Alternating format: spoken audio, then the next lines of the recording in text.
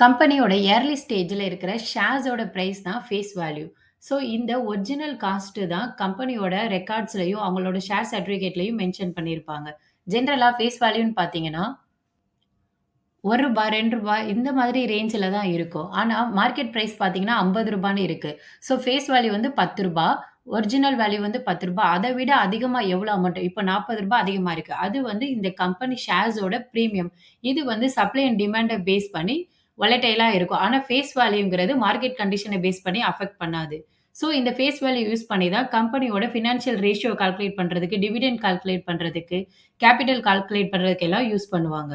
So face வேல்யூங்கிறது ஒரு company வந்து decide பண்றது. மார்க்கெட் பிரைஸ பொறுத்தவர, மார்க்கெட் கண்டிஷன பேஸ் பண்ணி அந்த பிரைஸ் வந்து சேஞ்ச் ஆயிட்டே இருக்கும். ஸோ ஃபேஸ் வேல்யூ எப்ப அட்ஜஸ்ட் ஆகும்னா, கம்பெனி எப்பயாவது ஸ்டாக் ஸ்ப்ளிட் இந்த மாதிரி அனவுன்ஸ் பண்ணும்போது, அந்த ஷேரோட ஃபேஸ் வேல்யூவோட மதிப்பு வந்து அட்ஜஸ்ட்